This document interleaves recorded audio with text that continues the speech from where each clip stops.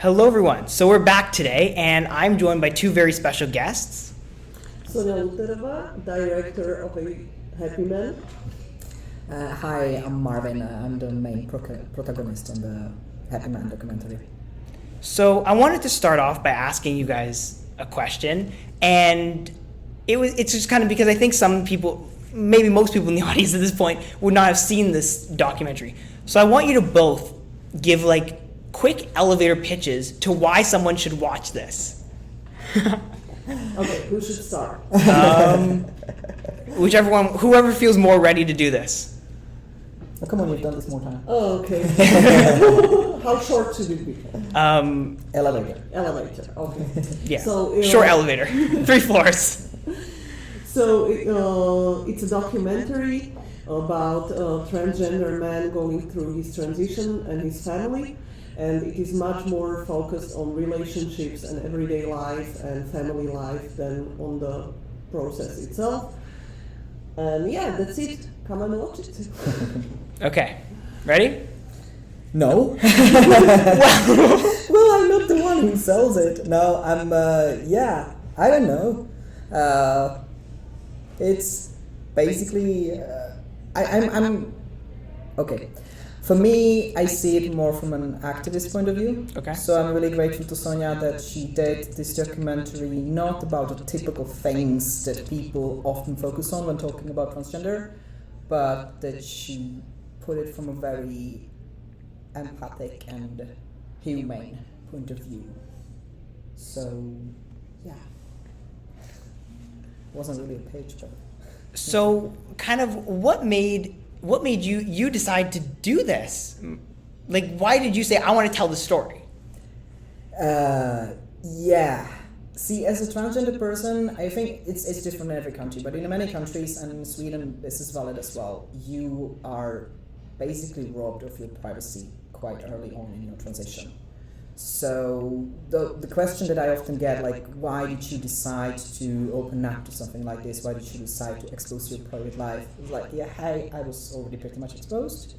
I've already done the most uncomfortable things I could have done, talk about the most uncomfortable things that I was ever forced to talk about, in situations that I would have preferred not to.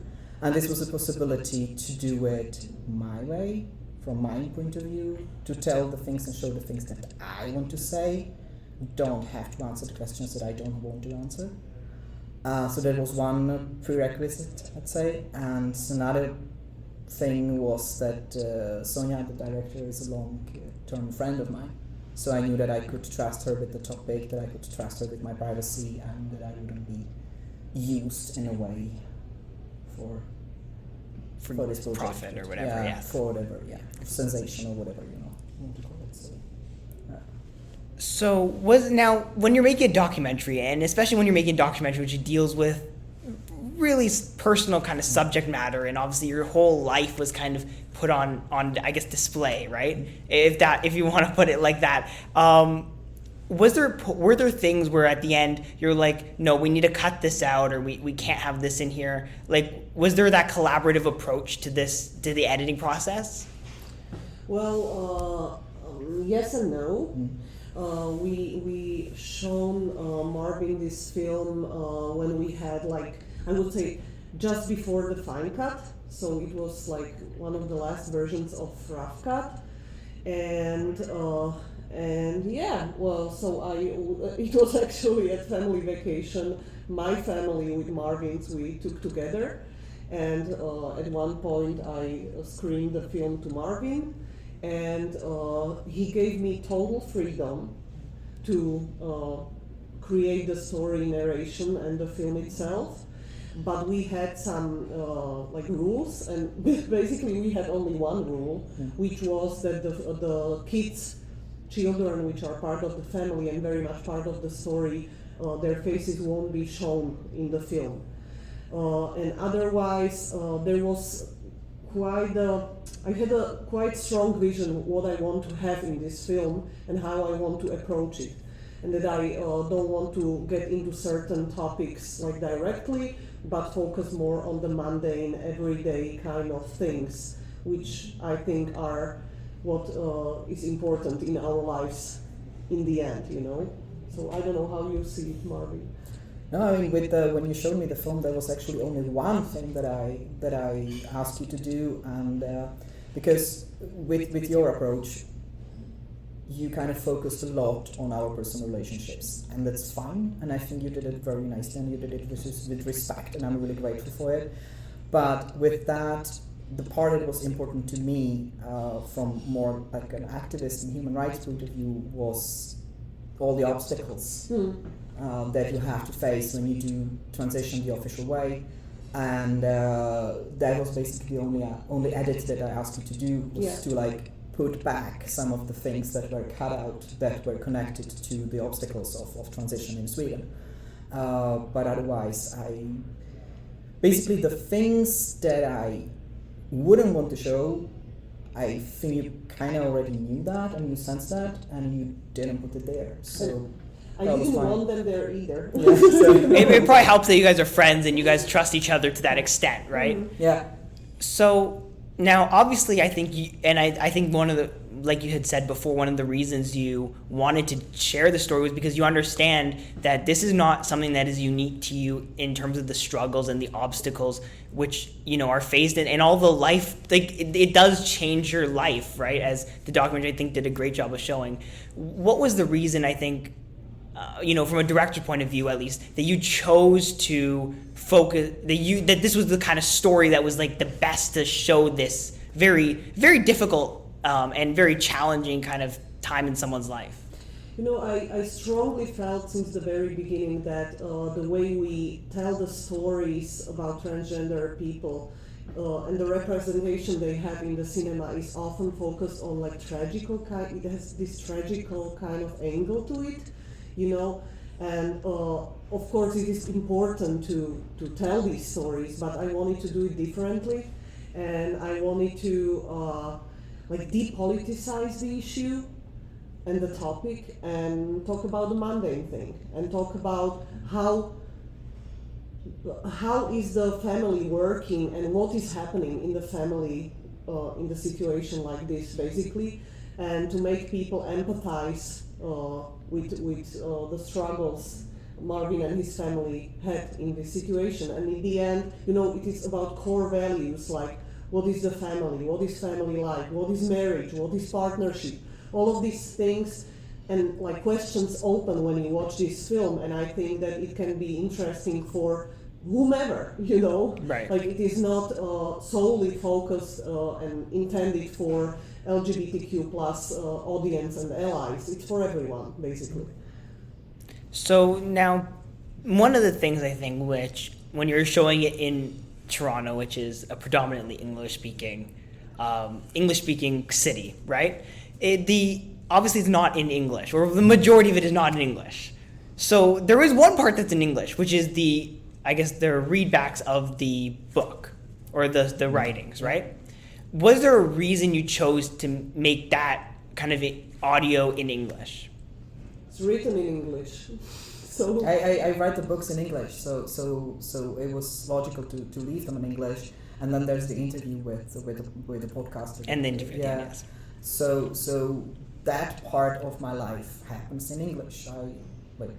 My work happens in that language, so we kept it there. I think it was a part of the authenticity that, my family life happens in Czech and Slovak, and at that time when we were filming, most of the time I still worked at a company as a graphic designer, so that was in Swedish, and then my books are in English, so that's how it kind of all came together. it's very much international, I would say, in this sense, that it's Czechoslovak migrant family living in Sweden, so you have Czech, Swedish, Slovak there, and of course English, because you write in English. So that's how our lives are these days, you know.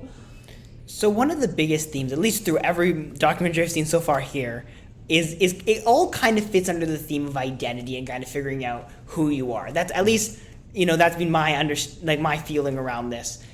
Do you think that theme kind of works with your movie or your film? Yeah. I mean, it kind of says itself. The whole topic of transition, when you hear about it, when you talk about it, when you talk to trans people, it kind of all rotates around identity. But I wouldn't say that the film itself is about some existential questioning about who I am. It's more about me being pissed off that I'm not allowed to be who I am. Yeah, I mean, there are a lot of topics that are like underlying a little bit, like as Sonia already mentioned, about partnership and about family values and about long-term relationships. Long-term relationship, I think that's a big topic, and I think it's also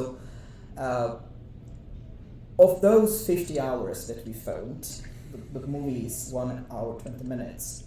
Not all of it was about our relationship, but it was the things that Sonia found most interesting for her, because you are in a long-term relationship yourself. So I think that was, and it has to do with identity, of course, because who you are is shaped by who you are with, especially if it's a couple of decades. So in that sense, yeah. Yeah, besides being a filmmaker, I'm an anthropologist. So for me, identity-making process is very interesting topic, of course, and the topic which underlines the theme of the story of A Happy Man, for sure, in this sense.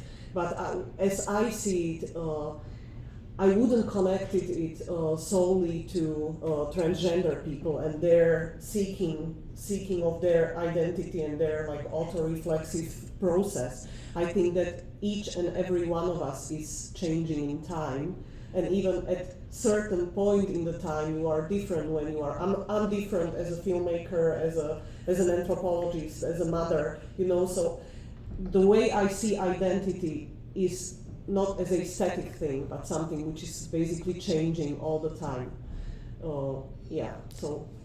So how long ago did the process for this documentary kind of start? Like, when did this kind of become something where you're like, let's do this? I think we first talked about it early in 2018. Maybe even late 2017? Maybe 2017, but Yeah. it was only on the level of idea. Yeah, and At that we did a point. few Skype or it wasn't Skype anymore, but online. It was call. Skype, It was I think. Skype. See, that's how long ago that was. Early in the era of Skype. When Skype was the big technology of the day, yeah. No, but we chatted a few times online, and the first it was the first idea was just a 20 minutes interview, and then it kind of snowballed from there. 2018 till 2022 Yes. was the period we filmed. In 2017, it was basically directly after Marvin came out to us, but as friends at first, me and my husband, and then we started to play with this idea, and it turned into a professional kind of thing in 2018, and then we got HBO on board, and it snowballed from there, basically. Now, in between 2018 and now, there was a thing called the pandemic which existed. Yeah. So how did that change or impact kind of did that impact your plans at all, or any of your ideas? Not really, but it changed production-wise, I would say, because the first idea was like, I'm living, the filming crew is based in Bratislava, Slovakia, which is Central Europe. Bratislava is 70 kilometers to Vienna, so it was like, no problem, we get like cheap flights from Vienna, we can be in Gothenburg in an hour and a half or something, and like, no problem, like we can go there whenever, basically. So what happened was pandemic, obviously, so each and every time it was like very detailed planning and like taking the tests the day before, and then I was like completely anxious whether anyone from the crew will be positive, and then we cannot go, so it was quite a thrill, I have to say, but nothing actually happened. No. Yeah, like it went well. That's good. It was just like a lot of gray hairs for me and my producers, I guess. I mean, lots of things happened on on the personal level, because I call it a collective trauma. We all went through something that's called collective trauma, and the pandemic had different impact on us in Sweden, different impact in Slovakia, and I have parts of my family in Czech Republic, and we didn't see each other in almost 3 years. So from that sense, it affected our lives a lot, and of course in turn also the movie. Right. And I think the pandemic was also a catalyst for example, for the relationship with my mother, because transition is something that for many people sadly creates huge conflicts and rifts in families, and the pandemic for us was like actually helped a little bit to put things in perspective. Taking a break. Taking a break, but also, like seeing the bigger picture, okay, you don't want to see me, okay, that's fine, but now you can't see me. And kind of changes things for many people. So, and remember, that's how you explained and described gender dysphoria for me. Because as a cisgender person who lives in heterosexual relationship, even though albeit I'm an ally, but it's something which is like I can relate, but I cannot ever fully understand, obviously. So, and we talked a lot about it and Marvin's feelings and gender dysphoria and how he feels and so on and so forth. But still, it was quite abstract for me. And when pandemic started, I called Marvin like a few days in pandemic. We had like full lockdown in Bratislava, so I had to stay at home with two small kids and my husband, which was like crazy. And I called you and I told you like, Marvin, I'm getting crazy here, like I feel like I cannot grasp this reality that this what is happening to us, like this is my life, like I cannot, this is not my life, I feel like I'm in a video game or something. He was like, see, and this is dysphoria. Wow. Now imagine that it would be your body. You would feel like this. And I had this aha moment, like you are now, like yes, this is a really good way to explain gender dysphoria. I'm sorry for that clapping. It's fine. Wow, that actually that all clicked, and now I'm like, cause just like I guess you before that was like, you can kind of understand it, and you can you can feel it, but now I understand it for real. Like that's actually a very interesting way to look at it. Thank you, Marvin. Thank you. Thank you. When you said the thing with the body, it's actually not, the body is just a little part of it, because it's the whole structure around you. And this is also, I grew up in Czechoslovakia and Czech Republic in the 90s, which is a very pink and blue society. It's changing, but still in the 90s it was extremely pink and blue, huge gap in between. So you are like all the time in this completely wrong environment. Not only but I think that's different for every transgender person, and I think it simplifies the whole metaphor of living in the wrong body. Is actually gross oversimplification of what happens. It's the whole gender role and the whole expectation that's put on you, and how you are raised and what friends you are expected to have, and it's this huge system around you that's based on your gender.